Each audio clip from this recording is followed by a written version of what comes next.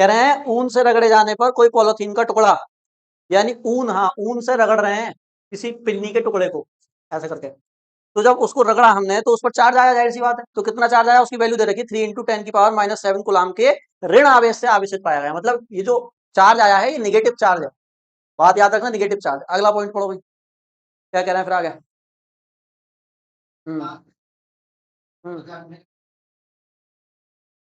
ठीक है, और दूसरा देखो लैंग्वेज देख रहा हो, कुछ पढ़ लेना पड़ेगा जब तक मैं समझाऊंगा ना। तो भैया न्यूमेरिकल जो है ये ऐसे ही आएंगे, इसी लैंग्वेज में आएंगे। आपका काम है डेली जो मैं कराऊंगा, न्यूमेरिकल कराऊं या थ्योरी पढ़ाऊं, उसको पढ़ना जरूर है घर जाके। पढ़ोगे नहीं तो बिल्कुल ऐसे हो जाओगे जैसे थे फिजिक्स पढ़ने से पहले, बिल्कुल सब साफ हो जाती है फिजिक्स एकदम। अब पेपर देखोगे तो इतना टफ लगेगा कि क्या आ गया, ये तो हर क्वेश्चन न्यूमेरिकल है, हर क्वेश्चन न्यूमेरिकल।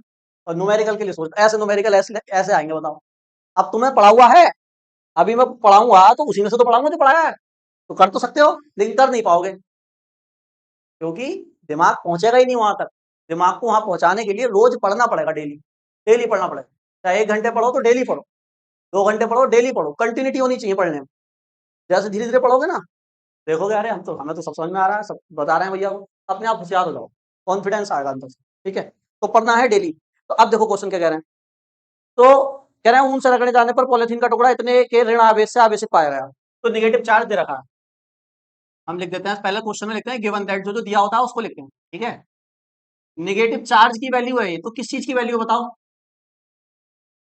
क्या है ये? चार्ज को किससे रिप्रेजेंट करते हैं, सिंबल क्या होता है चार्ज का, क्यू। तो क्यू दिया हुआ है ना, क्यू कितना है बताओ, 3 × 10⁻⁷ कूलाम, और ये निगेटिव है, तो निगेटिव साइन लगा दूं या यहां लिख देता हूं ब्रैकेट में निगेटिव है। इसका निगेटिव का क्या यूज है पता चल जाएगा।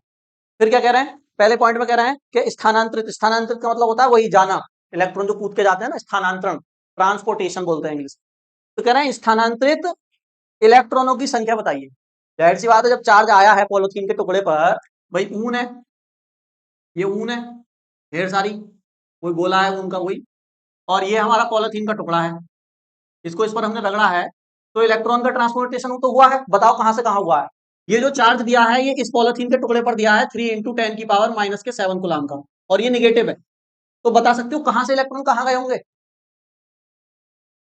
जिस बॉडी पे निगेटिव चार्ज आया है उस पर इलेक्ट्रॉन आए हैं, इलेक्ट्रॉन ही तो लाते हैं निगेटिव चार्ज। निगेटिव का मतलब ये नहीं है कि कुछ निकल गया इसमें से, नहीं। यहां निगेटिव का मतलब है कि निगेटिव वाले वो आ गए दोस्त के, कौन, इलेक्ट्रॉन। तो इस पर निगेटिव चार्ज है, यानी इलेक्ट्रॉन यहां से निकलकर, ऊन से निकलकर कहां गए हैं, पॉलिथीन पर गए हैं, और इन इलेक्ट्रॉनों ने इतना चार्ज जनरेट करा है इस पॉलिथीन पर आकर। तो क्वेश्चन पूछ रहा है कि बताओ कितने इलेक्ट्रॉन गए हैं इधर, नंबर बताओ इलेक्ट्रॉनों का, है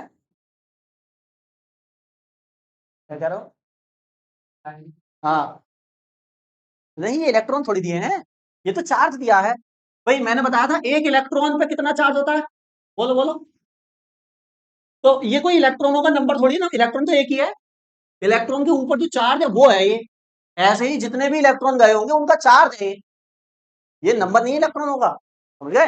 नंबर तो तुम्हें बताना है, तो बताओ कितने इलेक्ट्रॉन गए इधर, समझ गए। ये क्यू की वैल्यू है, क्यू की, एन की वैल्यू बतानी है। एन ही तो होता है नंबर ऑफ इलेक्ट्रॉन, भाई जितने इलेक्ट्रॉन जाते हैं उसको एन ही तो कहते हैं। तो एन फाइंड करना है, बात समझ में आ गई। एक इलेक्ट्रॉन गया है, 2 गए हैं, 3 गए हैं, 4 गए हैं, 5, हमेशा आएगा नंबर ही कोई ना कोई fix, quantization of electric charge, समझ गए, कोई फिक्स नंबर आएगा। तो कैसे निकालें बताओ। क्यू पता है, ये पहला पॉइंट कर रहे हैं भैया, पहले पॉइंट में तो पूछा है, तो क्यू पता है, एन निकालना है, तो कौन सा फॉर्मूला लगेगा, क्यू बराबर एन ही, अरे quantization of electric charge, simple, Q बराबर एन इंटू ई, प्लस माइनस मत लो क्योंकि नंबर निकाल रहे हो, और इलेक्ट्रॉनों का ही तो नंबर निकाल रहे हो, तो इलेक्ट्रॉन क्या माइनस में निकलेंगे क्या, अरे नंबर, एक इलेक्ट्रॉन, 2 इलेक्ट्रॉन पॉजिटिव ही तो होगा, तो साइन हटा दो, यहां से भी हटा दो, यहां से भी हटा दो, सब हटा दो, ठीक है। तो क्यू बराबर क्या लगाया हमने, एन ई, क्या निकालना है हमें यहाँ से,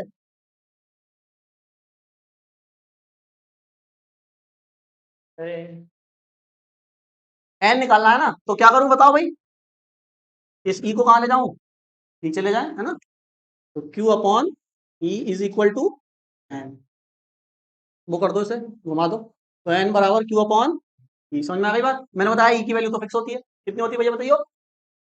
ई की वैल्यू बताओ। अरे वो लिखिए यार। हाँ, ये तो फिक्स है। सही है। और क्यू दिया हुआ है तुम्हें। सही है। एन निकालना है, निकाल के दिखाओ जल्दी। क्यू की वैल्यू रख दो 3 × 10⁻⁷ और ई कितना है 1.6 10⁻⁻19। निकालो। ये तुम्हें सॉल्व करना मैंने सिखाया, ये अभी 4-5 दिन बेसिक कराया, तो ये तो सिखाया सब चीजें। करो सॉल्व। इसमें दिया है 1.87 है ना, 1.875 समथिंग। और इसको जब आप अप्रोक्स करोगे ना, अप्रोक्स, तो देखो 1.8 क्या 2 ही तो होता है ना।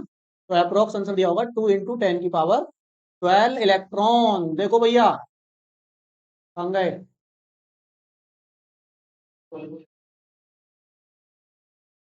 मतलब ऊन से इतने इलेक्ट्रॉन निकलकर, इधर देखो जरा, ऊन से इतने इलेक्ट्रॉन निकलकर इस पे गए हैं, तब इतना चार्ज बना। समझ गए? तो कितने आएंगे? यानी 2 के पीछे 12 जीरो, 2 के पीछे 12 जीरो, 7 जीरो पे तो करोड़ हो जाता है। तो 2 लाख करोड़ इलेक्ट्रॉन यहां से यहां पहुंच गए इतनी सी देर में, और तब इस पे इतना चार्ज आ गया। 2 लाख करोड़ इलेक्ट्रॉन। अब सोच लो इलेक्ट्रॉन कितना छोटा होता होगा, है ना। देखो कह रहे हैं ये ऊन है भैया, और ये आपकी पॉलिथीन थी, ठीक है। अब आपने पता लगा लिया कि कितने इलेक्ट्रॉन गए हैं, तो 2 × 10⁻12 अप्रोक्स इलेक्ट्रॉन इधर से इधर गए हैं इस पर। तो क्या ऊन से पॉलिथीन में सहनती यानी मास का भी ट्रांसपोर्टेशन हुआ है क्या? मास भी गया है क्या इधर से उठ के इधर? सोच के बताओ, ऐसे नहीं एकदम से बोल दिया बिना सोचे समझे ना। है, सोचो पहले थोड़ी देर। तो तुम यही बताओ कि मास जाएगा या नहीं जाएगा इधर? मास का ट्रांसफर होगा इधर या केवल चार्ज का ही होगा? इलेक्ट्रॉन गए हैं बस। जी बिल्कुल, मास का ट्रांसफर हुआ है यहाँ, हुआ है। क्यों हुआ है? 2 लाख करोड़ इलेक्ट्रॉन गए हैं, और एक इलेक्ट्रॉन पे मास होता है 9.1 10⁻⁻31 किलोग्राम का। एक इलेक्ट्रॉन का मास होता है इतना। 2 लाख करोड़ इलेक्ट्रॉन गए हैं, तो उनका मास ना गया होगा उनके साथ? अरे गया होगा नहीं गया होगा?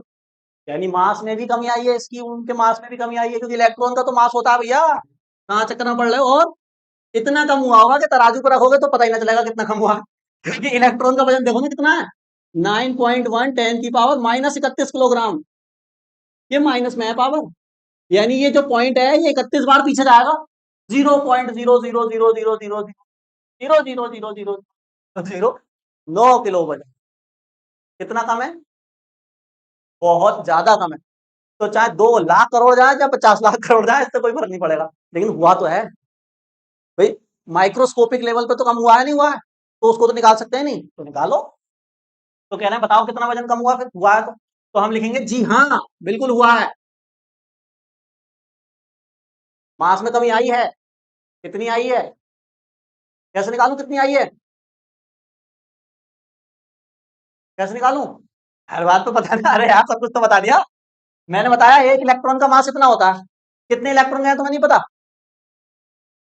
2 लाख करोड़ गए, एक पे इतना होता है, तो क्या होगा? Divide minus. मैथ का यार बेसिक कॉन्सेप्ट है। एक एक की वैल्यू पता है तो 10 की नहीं निकाल सकते? ये एक मार्कर 10 रुपए का है, 15 मार्कर लाया मैं, कितने के हो गए? 150 के हो गए। एक इलेक्ट्रॉन का मास इतना है, 2 लाख करोड़ गए हैं, तो कितना का हो गया सबका मास? डिवाइड करोगे क्या? मल्टीप्लाई करो, करो जल्दी फटाफट। टोटल मास, तो 2 × 10⁻12 इंटू एम ई की वैल्यू, है ना, ऐसे लिखोगे। एम ई की वैल्यू ये वाली है, रखो इंटू करो। तो ये है लौंडा देखो, ही रहा है एकदम। घटाएं कितना है 10 की पावर माइनस के 19 है। कितने किलोग्राम वजन कम हो गया इसका, खून का? अभी है कितना देखियो, 19। ये पॉइंट 19 बार इधर जाएगा, तो 0.0000000 बहुत कम हो गया।